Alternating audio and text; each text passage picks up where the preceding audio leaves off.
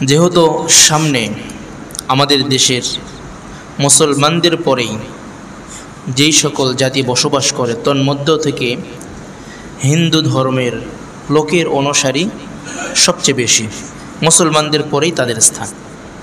বাংলাদেশের কথা বলছি। তাদের ধর্মীয় একটি অনুষ্ঠান, বছরের মধ্যে সবচেয়ে বড় অনুষ্ঠান যেটা সামনে আগত, এই বিষয়কে সিলেক্ট করার পেছনে কারণ হচ্ছে আমরা মুসলমানরা অনেকেই ভুলক্রমে বা ইচ্ছায় অনিচ্ছায় তাদের সেই ধর্মীয় অনুষ্ঠানে অংশগ্রহণ করে থাকি।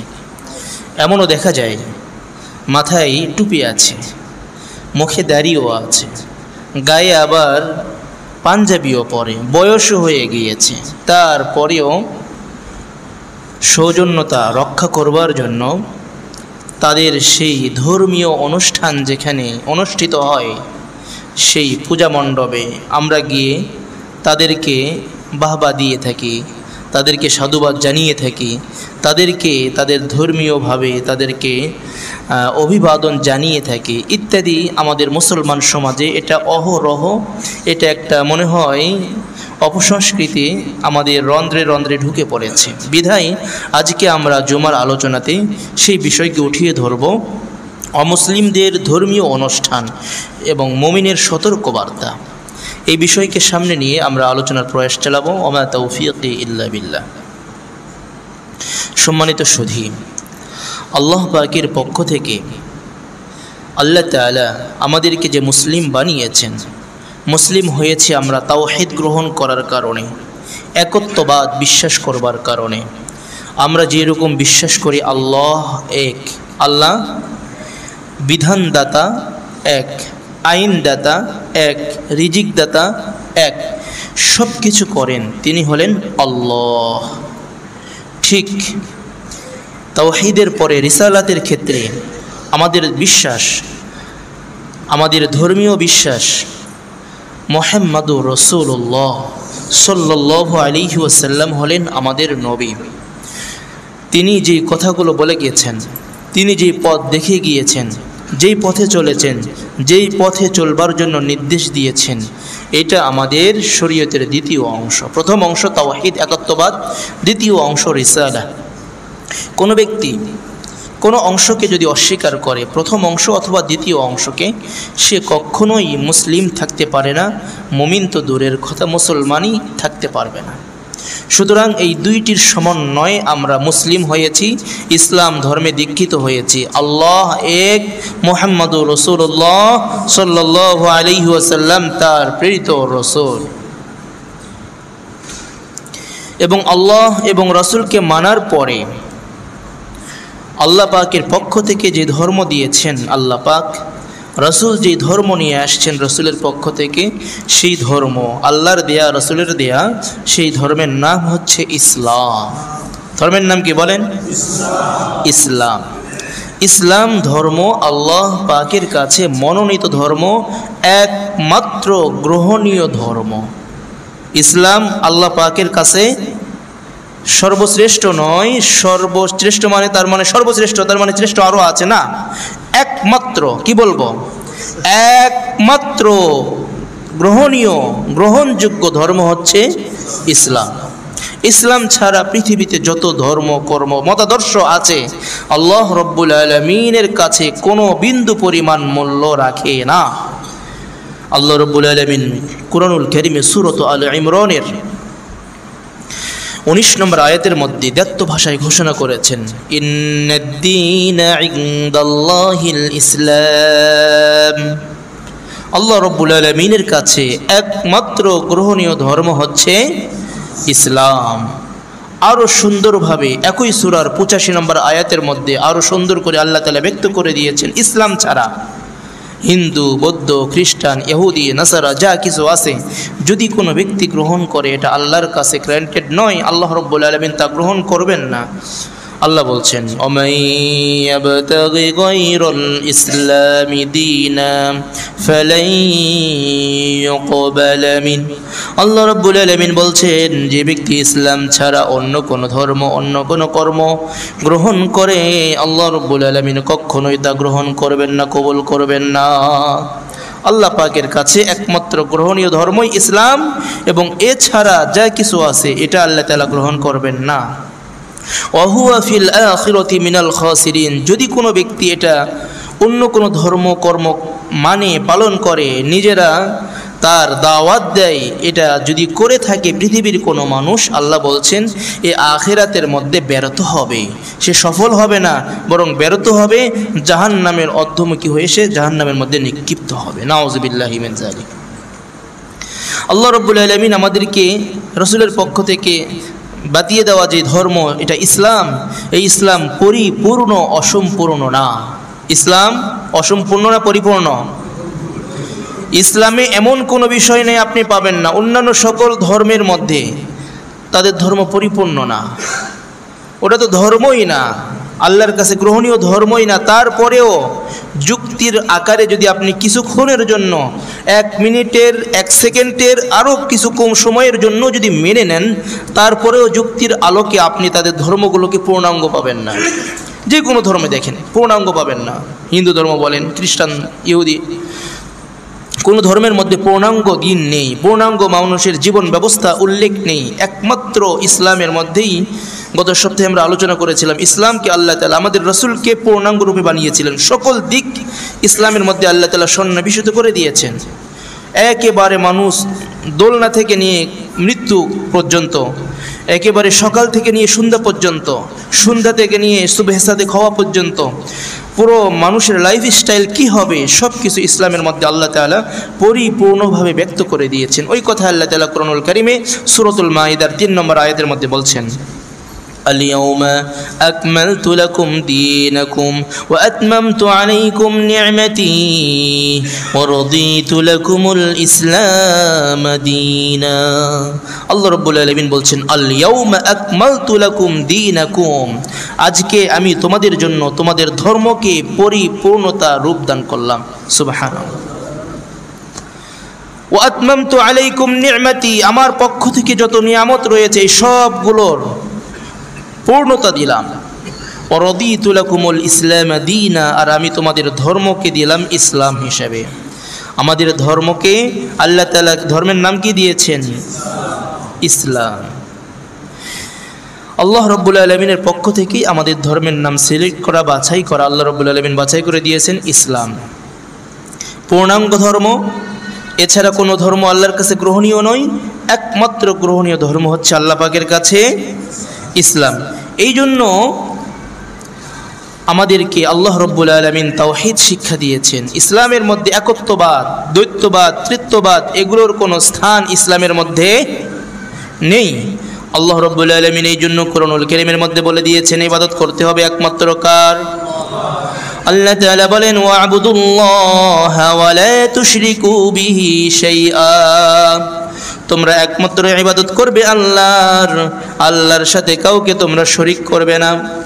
আর এক জায়গার মধ্যে আল্লাহ রাব্বুল আলামিন বলেন সূরাতুল বাকারা 163 নম্বর আয়াতের মধ্যে আল্লাহ বলছেন, ওয়া ইলাহুকুম ইলাহুন ওয়াহিদ লা ইলাহা ইল্লা হুয়ার রহমানুর রহিম, তোমাদের ইলাহ রব একমাত্র আল্লাহ, তিনি ব্যতীত কোনো ইলাহ নেই, আল্লাহ রহমান, আল্লাহ রহিম। তারপরে আল্লাহ বলছেন, ওয়া হুয়াল্লাহু লা ইলাহা ইল্লাহু, তিনি তো আল্লাহ, একমাত্র আল্লাহ।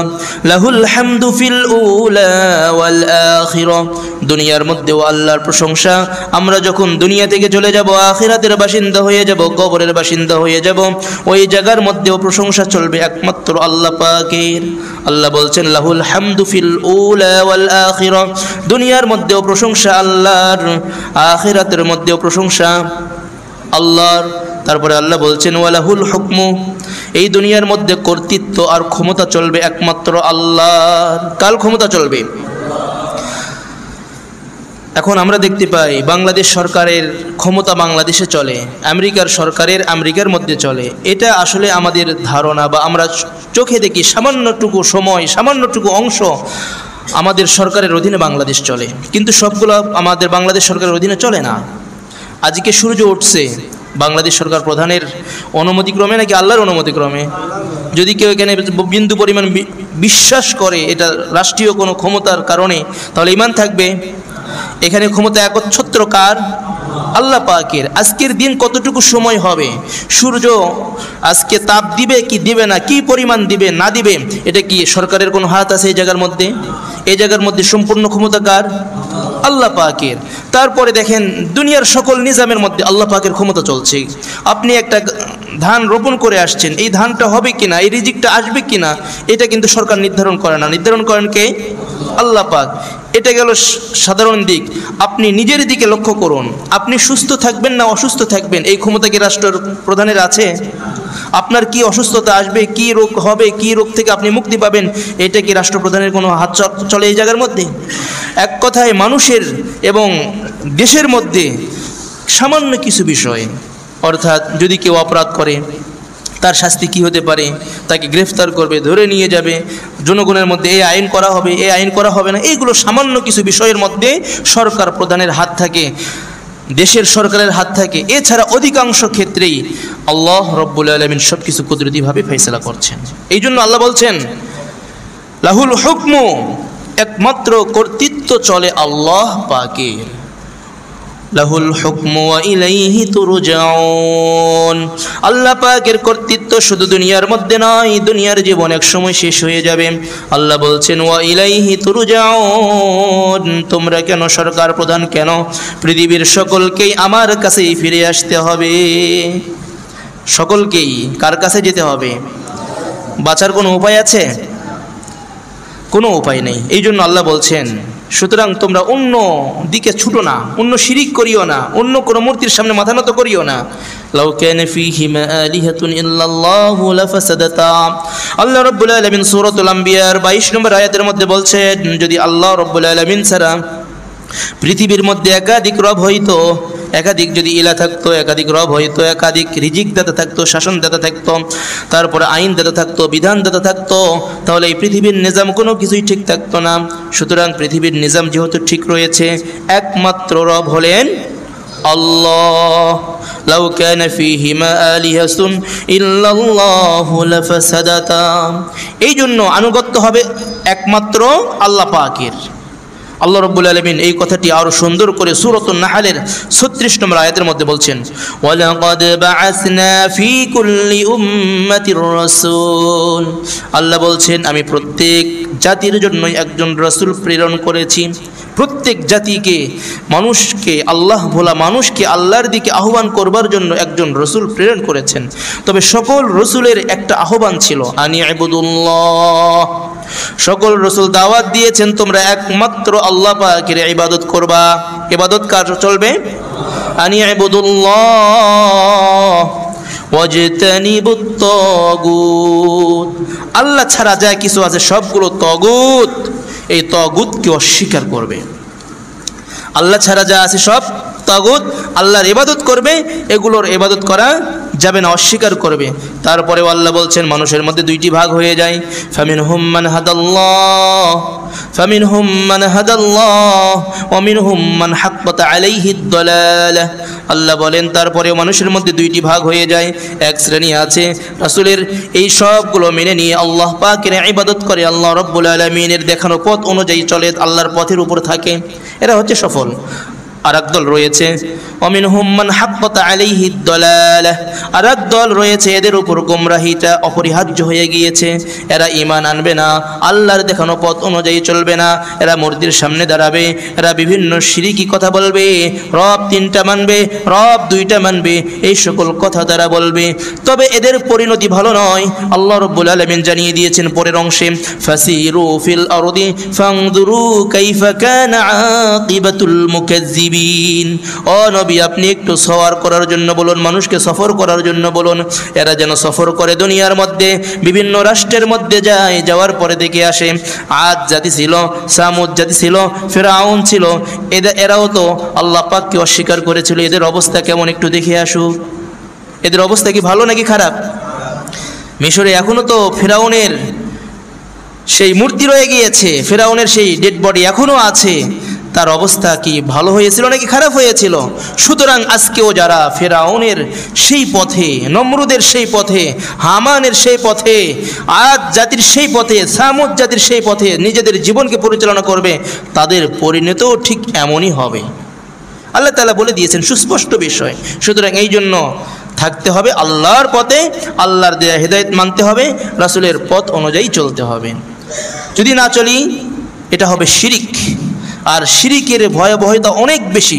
আল্লাহ রাব্বুল আলামিন কুরআনুল কারীমের মধ্যে বলেছেন শিরিক এমন একটি বিষয়, আল্লাহর সাথে শরীক সাব্যস্ত করা, এর কারণে আসমান ফেটে যেতে চায়, জমিন বিদীর্ণ হতে চায়।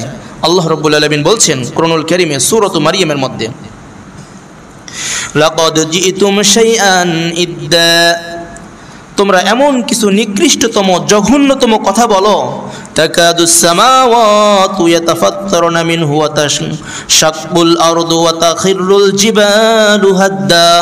আল্লাহ বলছেন এইটার কারণে, এই জঘন্যতম কথার কারণে আসমান ফেটে যেতে চায়, জমিন বিদীর্ণ হতে চায়, আর পাহাড় পর্বতগুলো একেবারে চুরমাচার হয়ে যেতে চায়। আল্লাহ তাআলা বলছেন কারণ তারা বলে আল্লাহ রব্বুল আলামিনের সাথে শরীক সাব্যস্ত করে, আং দাউলির রহমানি ওয়ালাদা, তারা বলে আল্লাহর সন্তান আছে। আল্লাহর কি আছে?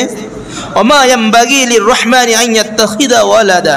আল্লাহ বলছেন আল্লাহর কোনো সন্তান নাই, আল্লাহর কোনো শরীক নাই, এটা বলা উচিত নয়। খ্রিস্টানরা বলে আল্লাহর সন্তান আছে, ঈসা আলাইহিস সালাতু ওয়াস সালাম আল্লাহর সন্তান, তাদের দাবি। আল্লাহ বলেন এটা জঘন্যতম কথা, এই কথার কারণে আসমান ফেটে যেতে চায়, জমিন বিদীর্ণ হতে চায়, পাহাড়গুলো চুরমাচার হয়ে যেতে চায়। এই জন্য শিরিকের গুনাহ আল্লাহ মাফ করবেন না। আল্লাহ রাব্বুল আলামিন বলেন যারা শিরিক করবে, শিরিক আল্লাহ রাব্বুল আলামিনের সমকক্ষ কাউকে মনে করা, কারোর সামনে দণ্ডায়মান হওয়া, হাত্তাকে বর্তমান সময়ে যদি কেউ পূজা মণ্ডপে গিয়ে মূর্তির সামনে মাথা নত করে, এটাও শিরিক, এটাও কি শিরিক হবে। আল্লাহ বলছেন লাইন আশরাকতা লা ইয়াহবাতান্না আমালুকা ওয়া লা তাকুনান্না মিনাল খাসিরিন। যদি কোনো ব্যক্তি শিরিক করে, 70 বছর আপনি ইবাদত করলেন, আর পাঞ্জাবি পরে মাথায় টুপি দিয়ে মুখে দাড়ি নিয়ে চলে গেলেন মূর্তির সামনে, যাওয়ার পরে মাথা নত করলেন, লা ইয়াহবাতান্না আমালুকা, আল্লাহ বলছেন তার সমস্ত আমল আমি বরবাদ করে দিব। নাউযুবিল্লাহ। লা ইয়াহবাতান্না আমালুকা ওয়া লা তাকুনান্না মিনাল খাসিরিন, এই ব্যক্তি হবে ক্ষতিগ্রস্তের মধ্যে থেকে একজন, তার সমস্ত আমল বরবাদ হয়ে যাবে। আল্লাহ বলছেন আরেক জায়গার মধ্যে হাবাআম মানসুরা, তাদের আমলগুলোকে বিক্ষিপ্ত ধুলো কোনার মতো তাদের আমলগুলোকে আমি নিক্ষিপ্ত করে দেব, আমার কাছে এই আমলগুলো থাকবে না। যতই নামাজ পড়েন, যদি শিরিক থাকে আল্লাহর কাছে বিন্দু পরিমাণ মূল্য নেই। আল্লাহ বলছেন শিরিকের গুনাহ ক্ষমা করা হবে না। ইন্নাল্লাহা লা ইয়াগফিরু আন ইউশরাকা বিহি ওয়া ইয়াগফিরু মা দুনা যালিকা লিমান ইয়াশা। আল্লাহ বলেন নিশ্চয় আল্লাহ রাব্বুল আলামিন শিরিক ছাড়া যত গুনাহ রয়েছে ইচ্ছা করলেই মাফ করে দিবেন, কিন্তু শিরিকের গুনাহ কখনো আল্লাহ তাআলা মাফ করবেন না। যারা শিরিক করবে এদের ঠিকানা হবে জাহান্নাম। ঠিকানা কোথায় হবে? আল্লাহ বলছেন ইন্নাহু মান ইউশরিক বিল্লাহ, যে ব্যক্তি আল্লাহ রাব্বুল আলামিনের সাথে শিরিক করবে, আল্লাহ রাব্বুল আলামিনের সমকক্ষ কাউকে মানবে, ফাকাদ হারামাল্লাহু আলাইহিল জান্নাহ, ওই ব্যক্তির জন্য জাহান্নাম অবধারিত, জান্নাত হারাম করে দেওয়া হবে। ফাকাদ হারামাল্লাহু আলাইহিল জান্নাহ, জান্নাত হারাম, ওয়া মাওয়াহুন নার, তার ঠিকানা হয়ে যাবে জাহান্নাম। তাদের ঠিকানা কোথায় হবে? জাহান্নাম। এই জন্য শিরিকের অপরাধ থেকে বেঁচে থাকতে হবে। তবে সাবধান হয়ে যাব আমরা সকল ক্ষেত্রে, একমাত্র আল্লাহকে বিধানদাতা মানতে হবে, ক্ষমতার মালিক মানতে হবে, সর্বময় ক্ষমতার আধার মানতে হবে একমাত্র কাকে? যদি কেউ বলে সর্বময় ক্ষমতার অধিকারী জনগণ, এটা কিন্তু শিরিক হয়ে যাবে। যদি কেউ বলে সর্বময় ক্ষমতার অধিকারী জনগণ, শিরিক হয়ে যাবে। এটার থেকেও আমাদের বিশ্বাসকে ফিরে রাখতে হবে, একমাত্র ক্ষমতার অধিকারীকে জনগণ না। মানুষের কি ক্ষমতা আছে? সকল মানুষ আজকে আন্দোলন করুন, পৃথিবীর সকল মানুষ, আজকে যেন সূর্য না ওঠে, কি মূল্যায়ন আছে আল্লাহর কাছে? কোনো ক্ষমতা আছে? সূর্য না ওঠানোর কোনো ক্ষমতা আছে? না, সম্ভব নয়। আল্লাহর পক্ষে, আল্লাহর বিপক্ষে কারো কোনো ধরনের ক্ষমতা চলে না। ক্ষমতা চলবে একমাত্র আল্লাহ পাকের চলবে। তবে যারা আমাদের দেশে বসবাস করছে সংখ্যালঘু, আমরা সংখ্যাগরিষ্ঠ, এরা হচ্ছে সংখ্যালঘু। সংখ্যালঘুর ধর্মীয় অনুষ্ঠান পালনের সম্পূর্ণ স্বাধীনতা আছে ইসলামী রাষ্ট্রের মধ্যেও, সকল রাষ্ট্রের মধ্যেই। যারা সংখ্যালঘু হবে তাদের ধর্মীয় অনুশাসন, ধর্মীয় পালন, ধর্মীয় বিষয় পালনের সম্পূর্ণ স্বাধীনতা রয়েছে। দুঃখজনকভাবে বলতে হয়, আমাদের দেশের সংখ্যালঘু যারা আছে ঠিক মতো নির্বিঘ্নে তাদের ধর্মীয় অনুষ্ঠান পালন করে, কিন্তু আমাদের পার্শ্ববর্তী রাষ্ট্রে ওই জায়গার মধ্যেও কিন্তু আমরা মুসলিমরা হচ্ছে সংখ্যালঘু, ওই দেশের মধ্যে প্রকাশ্যে অনেকেই কুরবানিও করতে পারে না, প্রকাশ্যে নামাজও পড়তে পারে না, প্রকাশ্যে জুমার নামাজ অনেক জায়গায় পড়তে দেয় না। আল্লাহ রব্বুল আলামিন মুসলমানদের শক্তিকে বৃদ্ধি করে দিক, আমিন বলি। তারা যেহেতু করে এটা, আমরাও কি তাদের মতো কাজ করব না? তারা যেহেতু উল্টাটা করে, আমরা ইসলামের আদর্শ দেখিয়ে দেব। আল্লাহ রাব্বুল আলামিন কুরআনুল কারীমের মধ্যে বলছেন, লা ইয়ানহাকুমুল্লাহু আনিল্লাযীনা লাম ইউকাতিলুকুম ফিদ-দীন ওয়া লাম ইখরিজুকুম আন তাবাররুহুম ওয়া তুকসিতু ইলাইহিম ইন্নাল্লাহা ইউহিব্বুল মুকসিতিন। আল্লাহ তাআলা বলছেন, যদি তারা তোমাদের ধর্মীয় বিষয়ে তোমাদের বিপক্ষে লড়াই না করে অথবা তোমাদের ঘর থেকে তোমাদেরকে বের না করে দেয়, তাহলে এই দুইটি দোষ যদি তাদের মধ্যে না থাকে, এক নম্বর দোষ হচ্ছে ধর্মীয় ব্যাপারে তারা তোমাদের সাথে যুদ্ধ করে না, এই একটা দোষ, এটা যদি না পাওয়া যায় তাদের মধ্যে। আর একটি হচ্ছে তোমাদেরকে তোমাদের ঘর থেকে বের না করে দেয়, এই দুইটি দোষ যদি তাদের মধ্যে না থাকে, তবে আল্লাহ বলছেন আন তাবাররুহুম ওয়া তুকসিতু ইলাইহিম, তাদের সাথে তোমরা সুন্দর আচরণ করবে এবং তাদের প্রতি ইনসাফ করবে। যদিও তারা ধর্ম ভিন্ন, যেটাই হোক না কেন তাদের ধর্ম, তবে আল্লাহ রাব্বুল আলামিন নির্দেশ দিচ্ছেন তাদের সাথে খারাপ ব্যবহার করা যাবে এবং তাদের প্রতি জুলুম অত্যাচার আল্লাহ তাআলা বলছেন করা যাবে না। ইন্নাল্লাহা ইউহিব্বুল মুকসিতিন, যারা ইনসাফগার তাদেরকে আল্লাহ তাআলা ভালোবাসেন। তবে আমাদের দেশে জিনিসটা অনেকটা উল্টা হয়, অনেক ক্ষেত্রে তারাই তাদের উপাসনালয়ে আঘাত করে, তারাই তাদের উপাসনালয়ে কয়েকবার প্রমাণিত হয়েছে কোরআন শরীফ রেখে দেয়, তারাই রাখছে, পরবর্তীতে মুসলমানদের উপর দুষ্টাপানোর চেষ্টা করে। এই জন্য মুসলমান জাতি এবং মুসলমান প্রশাসন যারা রয়েছেন তাদের সতর্ক থাকা দরকার, কেউ যেন এই সকল বিষয়ে এসে মুসলমানদের উপর কোনো ফায়দা লুটতে না পারে, মুসলমানদের কোনো দোষ চাপাতে না পারে। আমাদের দেশের মুসলমান অত্যন্ত সহনশীল, অত্যন্ত সহনশীল, তারা এই জাতীয় কাজ করে না। আল্লাহ রাব্বুল আলামিন আমাদেরকে বুঝবার তৌফিক দান করুন। ইসলাম শুধু তাই নয়, আরো কত সুন্দর রাসূল সাল্লাল্লাহু আলাইহি ওয়াসাল্লাম বলেছেন, হাদিসের মধ্যে আসছে, আন আবি হুরায়রা রাদিয়াল্লাহু তাআলা আনহু قال قال رسول الله صلى الله عليه وسلم من قتل معاهدا لم يرح رائحة الجنة। রাসূল সাল্লাল্লাহু আলাইহি ওয়াসাল্লাম বলছেন, যে কোনো ব্যক্তি কোনো মুসলমান সংখ্যাগরিষ্ঠ রাষ্ট্রের মধ্যে যদি কোনো অমুসলিমকে অন্যায়ভাবে হত্যা করে, অন্যায়ভাবে কি করে?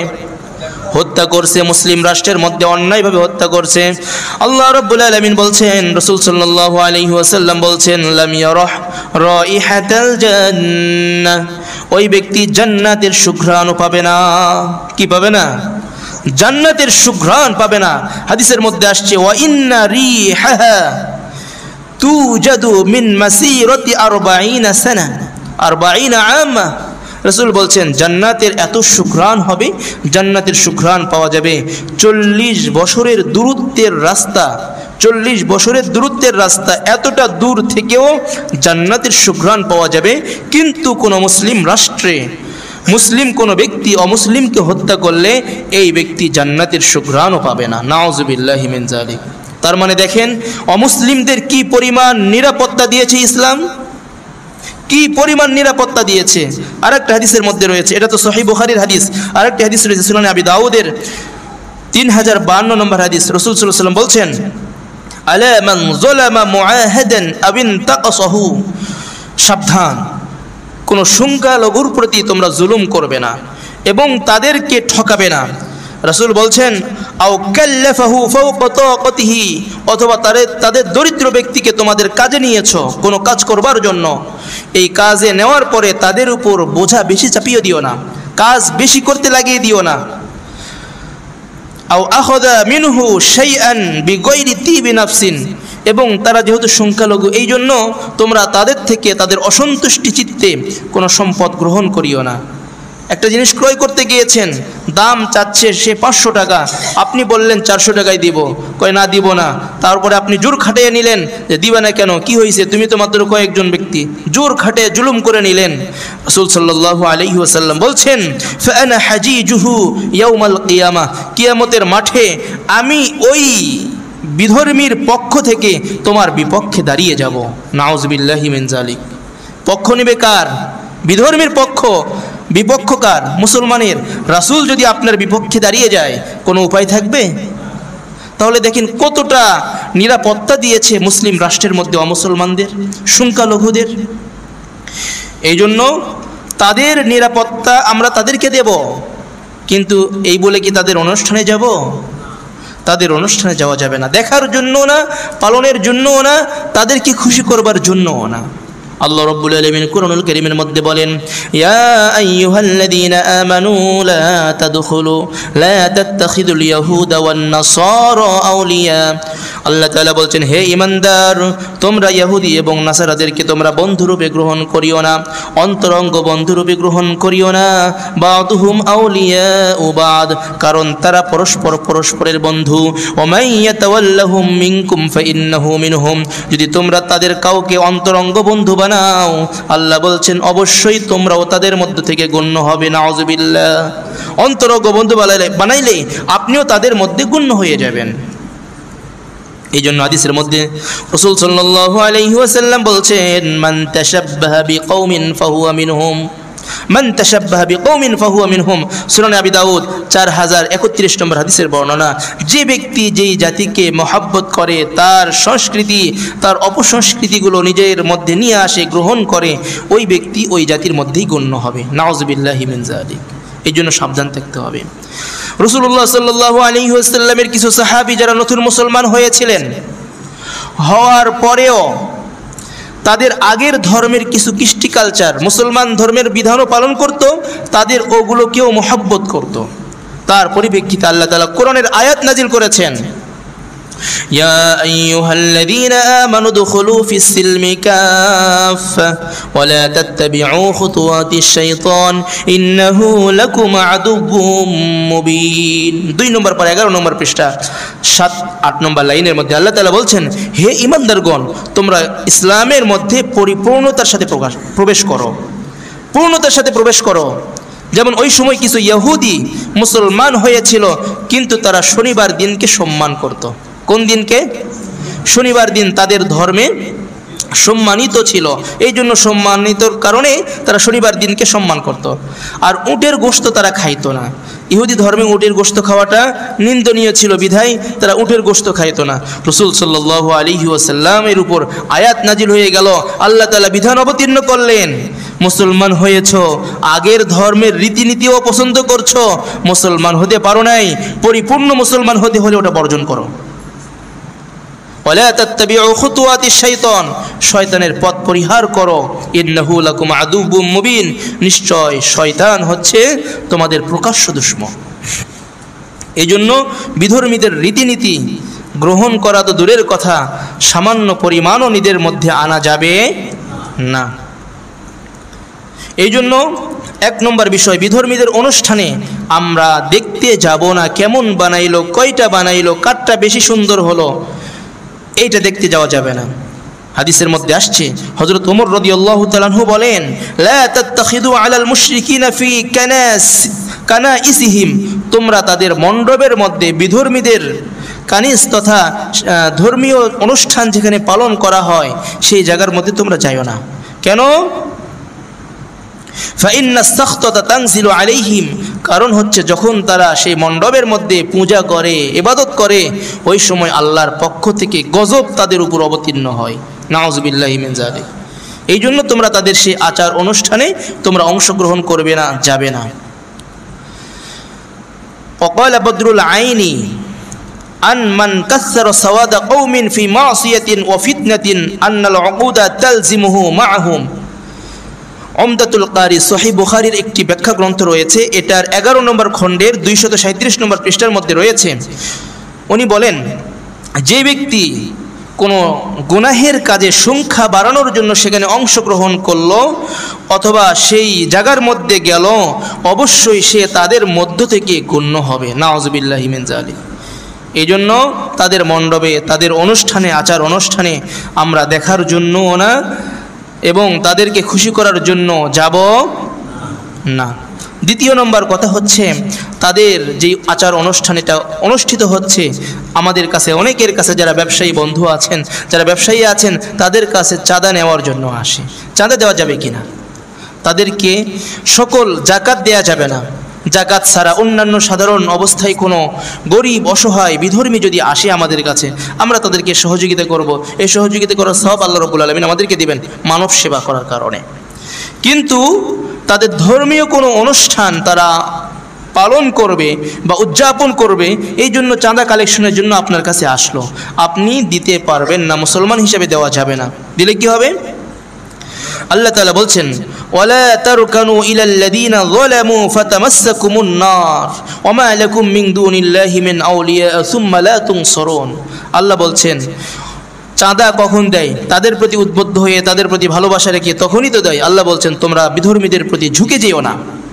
যারা জালেম, যারা শিরিক করে জুলুম করছে নিজের প্রতি, তাদের প্রতি তোমরা ঝুঁকে যেও না, তাহলে জাহান্নামের আগুন তোমাদেরকে স্পর্শ করবে। ওমা লাকুম মিন দুনিল্লাহ, আল্লাহ ব্যতীত কাউকে তোমরা সাহায্যকারী রূপে পাবে না, আল্লাহ ব্যতীত কাউকে তোমরা অভিভাবক হিসেবেও পাবে না।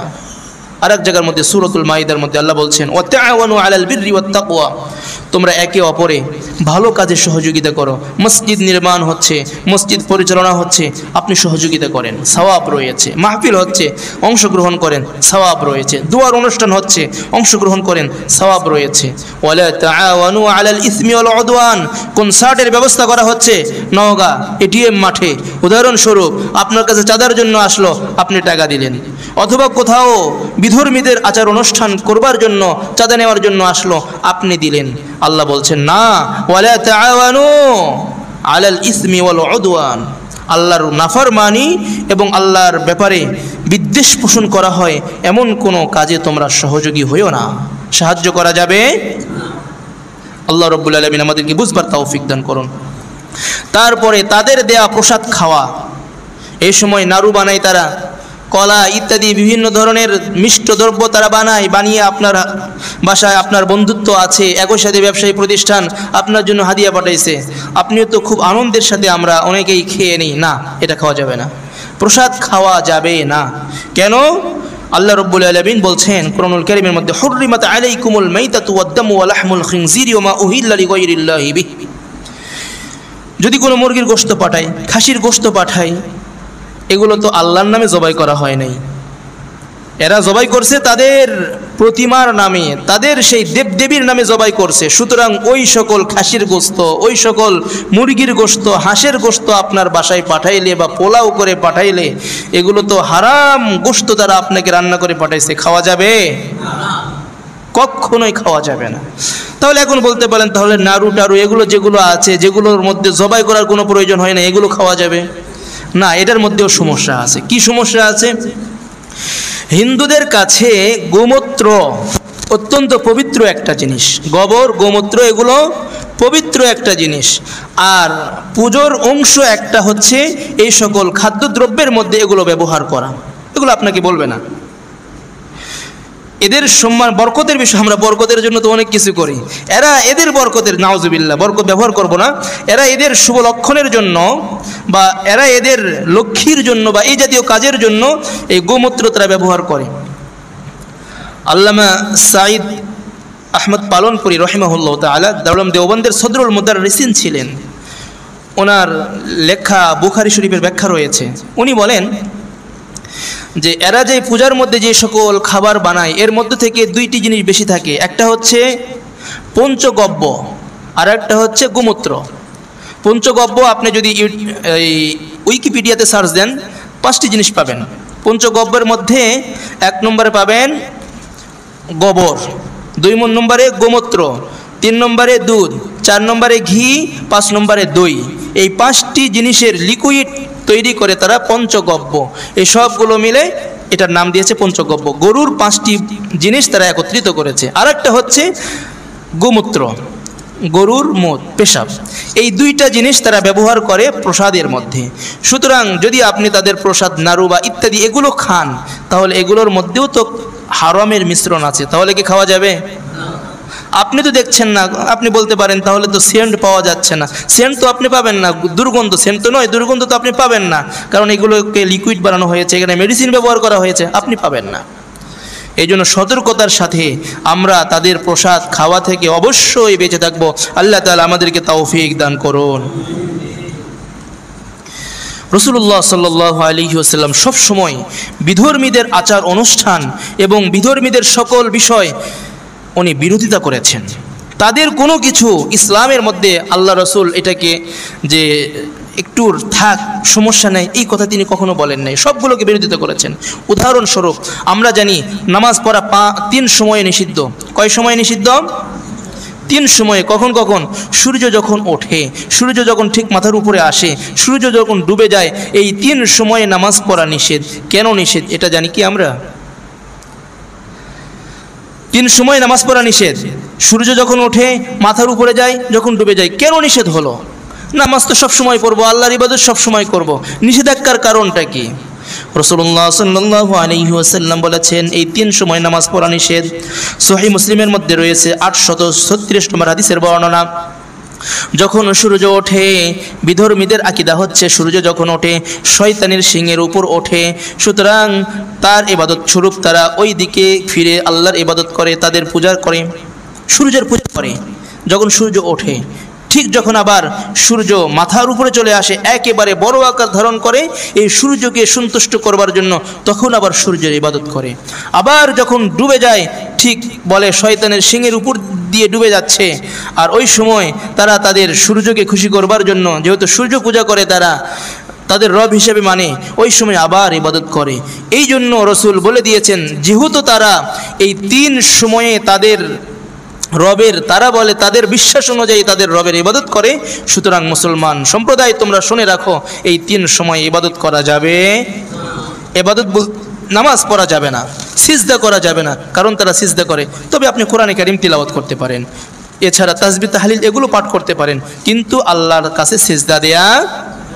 তার মানে রসুল তাদের বিরোধিতা করলেন, তাদের যে বিষয় রাসূল সেটাকে অনুমোদন রাখলেন না, সুতরাং তাদের সাথে যেন বিষয়টি বিপরীত হয়ে যায়, এই জন্য 3 সময় রাসূল ইবাদত করতে নিষেধ করে দিলেন। ঠিক অনুরূপভাবে আশুরার দিনে রোজা রাখা মুস্তাহাব, এটা একসময় ফরজ ছিল, পরবর্তীতে যখন 2য় হিজরিতে রমজানের রোজা ফরজ হয়ে যায়, তখন এই আশুরার রোজা রাখাকে আল্লাহ তাআলা রহিত করে দেন। তারপর থেকে আশুরার দিনে রোজা রাখা নফল। রাসূল সাল্লাল্লাহু আলাইহি ওয়াসাল্লাম সাহাবাদের কিরামদেরকে উদ্বুদ্ধ করেছেন আশুরার রোজা রাখার জন্য, এই ক্ষেত্রেও তাদের বিরোধিতা। রাসূল বলছেন, সুমু ইয়াউমা আশুরা, তোমরা আশুরার দিনে রোজা রাখবে, ওয়া খালিফু ফিহিল ইয়াহুদ, এবং এই ক্ষেত্রে ইহুদিদের বিরোধিতা করবে, ইহুদিদের বিরোধিতা করবে। সুতরাং ফাসুমু ইয়াউমান ক্বাবলাহু আও বাদাহু ইয়াউমান, সুতরাং তোমরা আশুরার দিনে রোজা রাখবে, এর আগের দিন অথবা পরের দিন আরেকটা মিলিয়ে মোট 2টা রোজা রাখবে। সুবহানাল্লাহ। কেন এই ক্ষেত্রেও রাসূল তাদের সাথে মিল রাখে নাই? তারা যেহেতু একটা রোজা রাখে, ও মুসলমান তোমরা একটা রোজা রেখে তাদের সাথে সাদৃশ্যতা দিও না, তোমরা 2টা রাখো, তাদের বিরোধিতা করো। শুধু তাই নয়, আমরা যে নামাজ পড়ি, নামাজ কিসের মাধ্যমে আহ্বান করেন? আমাদের মুয়াজ্জিন সাহেব হুজুর কিসের মাধ্যমে আহ্বান করেন? আল্লাহু আকবার, আল্লাহু আকবার। এটা তো একসময় ছিল না, এটা কেন আবিষ্কার করা হয়েছে? এটার কারণটা কি? নামাজ যখন সময় হবে, এই সময় তো মানুষ সকলেই একটা বিষয় লাগবে যে এখন নামাজের সময় হয়েছে, আহ্বানের পদ্ধতিটা কি হবে? রাসূলুল্লাহ সাল্লাল্লাহু আলাইহি ওয়াসাল্লাম সাহাবায়ে কেরামদেরকে নিয়ে পরামর্শ করছেন, নামাজ তো ফরজ হয়ে গিয়েছে, একসাথে একত্রিত করার মাধ্যমটা কি হবে? সাহাবায়ে কেরাম তখন পরামর্শ দিলেন, ওগো আল্লাহর রাসূল, পতাকা ওড়ানো হবে, পতাকা মসজিদের মধ্যে আমাদের মধ্যে পথ পথ করে উড়বে, আর মানুষরা দেখে নামাজের মধ্যে চলে আসবে। রাসূল এটা পছন্দ করলেন না। তারপর আরেকজন সাহাবী বললেন, সিংহাধ্বনি দেওয়া হবে, অর্থাৎ সিংহা ধ্বনি বলতে আগের যুগে যারা সিংহা লাগাইতো একটা ঘন্টা ধ্বনি দিত। রাসূল সাল্লাল্লাহু আলাইহি ওয়াসাল্লামকে বলল, ওগো আল্লাহর রাসূল, এই ধ্বনিটা দিলে মানুষের নামাজের দিকে চলে আসবে। রাসূল তাও পছন্দ করলেন না। আর একজন সাহাবী যখন বলল, ওগো আল্লাহর রাসূল, তাহলে ঘন্টা ধ্বনি টন টন টন টন করে আওয়াজ দেওয়া হবে। রাসূল বললেন, না, তাও করা যাবে না, কারণ এটা হচ্ছে নাসারাদের রীতি, এটা নাসারাদের রীতি। আর সিংহা ঘন্টি দেওয়া এটা হচ্ছে ইহুদিদের রীতি। সুতরাং রাসূল ইহুদিদের রীতিও গ্রহণ করলেন না, নাসারার রীতিও গ্রহণ করলেন না। তাহলে কি করা হবে? তখন একজন সাহাবী আব্দুল্লাহ ইবনে যায়েদ রাদিয়াল্লাহু তাআলা আনহু খুব চিন্তিত হলেন, কি করা যায়। উনি তখন বাসায় গিয়েছেন, নিদ্রামগ্ন, তন্দ্রা আসছে। ওই সময় কে যেন তাকে শিখিয়ে দিচ্ছে, তোমরা তো টেনশন করছো মুসলমানদেরকে কি নিয়ে ডাকা হবে। তখন উনি শিখিয়ে দিলেন আল্লাহু আকবার, ফেরেশতা এসে আল্লাহু আকবার, স্বপ্নযোগে আল্লাহু আকবার আল্লাহু আকবার, আজানের পুরো শব্দগুলো শুনিয়ে দিলেন। তারপরের দিন রসুলের দরবারে আসছে, আসার পরে বলেন, ইয়া রাসূলুল্লাহ, যদি আমাদের আহ্বানটা নামাজের জন্য যখন আমরা আহ্বান করব, তখন এই বাক্যগুলো এইভাবে বললে কেমন হয়? রসুল সাল্লাল্লাহু আলাইহি ওয়াসাল্লাম পছন্দ করে ফেললেন। তারপরে ওমর রাদিয়াল্লাহু তাআলা আসে বললেন, একই কথা। রসুলের পছন্দ হয়ে গেল। তারপরে রাসূলুল্লাহ সাল্লাল্লাহু আলাইহি ওয়াসাল্লাম তখন এই বিধানটা চালু করে দিলেন, যখন নামাজের সময় হবে তখন মুয়াজ্জিন সাহেব এই সকল বাক্য বলে আজান দিবে। বেলালকে শিখিয়ে দিলেন, বেলাল রাদিয়াল্লাহু তাআলা আজান দেওয়া শুরু করে দিলেন। এখান থেকে আমাদের যে বিষয়টি জানার তা হচ্ছে, রাসূল বিধর্মীদের কোনো নিয়ম নীতি গ্রহণ করেছেন নাকি ইসলাম নিজে আবিষ্কার করেছে? ইসলাম স্বয়ং আবিষ্কার করেছে। শুধু তাই নয়, আমরা যে সালাম দিই এটা কিন্তু আমাদের পরে আসছে। এই আগের অভিবাদন ছিল হাত উঠানো, ইসলাম নতুন করে অভিবাদন দিয়েছে সালাম দেওয়া। তারপরে সপ্তাহের মধ্যে ইহুদিরা মহব্বত করত, ইহুদিদের পবিত্র দিন ছিল শনিবার দিন, খ্রিস্টানদের পবিত্র দিন ছিল রবিবার দিন। আল্লাহ রাব্বুল আলামিন আমাদেরকে শনিবারও দেননি, রবিবারও দেননি, আমাদেরকে দিয়েছেন কোন দিন? এই আজকে জুমার দিন, শুক্রবার আল্লাহ রাব্বুল আলামিন আমাদেরকে পবিত্রতম দিন দিয়েছেন। সুতরাং তাদের কোনো ক্ষেত্রে, অমুসলিমের কোনো ক্ষেত্রে মুসলমানদের মিল রাখার কোনো সুযোগ আছে বলেন আপনারা? কোনো ক্ষেত্রে সুযোগ নেই। সুতরাং তাদের ধর্মীয় অনুষ্ঠানে যাওয়ারও কোনো সুযোগ। এই জন্য ধর্ম যার যার, উৎসব সবার, এটা কি বলা যাবে? সম্পূর্ণ শিরকি কথা এটা। যেই বলেন না কেন, সম্পূর্ণ কি কথা? ইবাদত মানে ধর্ম যার যার, উৎসব, উৎসব হচ্ছে ইবাদত, তাদের পরিভাষা ইবাদত। সুতরাং ধর্ম যার, উৎসবও তার হবে, ইবাদতও তার হবে। হিন্দু তাদের উৎসব, তাদের ইবাদত, খ্রিস্টান তাদের উৎসব, তাদের ইবাদত, ক্রিসমাস বলেন, বৌদ্ধ পূর্ণিমা বলেন, এটা তাদের ইবাদত, তাদের উৎসব, তাদের ধর্ম। আমাদের ধর্ম, 2 ঈদ রয়েছে, আমাদের ধর্ম আমাদের। তো ধর্ম যার যার, উৎসবও তার তার। বাণী কি হবে? ধর্ম যার যার নাকি ধর্ম যার যার, উৎসব সবার? এটা শিরকি কথা। কি বলেন? কি কথা বলেন তো? শিরকি কথা। ধর্ম যার যার, উৎসব সবার, সম্পূর্ণ মুখরোচক শিরকি কথা। 1 নম্বর কথা হবে ধর্ম যার যার, উৎসবও তার তার। আল্লাহ রাব্বুল আলামিন আমাদের সকলকে সহি বুঝবার এবং তাদের সেই কৃষ্টি কালচার গ্রহণ করবা থেকে, বিরত থেকে আমাদেরকে একনিষ্ঠ মুসলিম হবার তৌফিক দান করুন।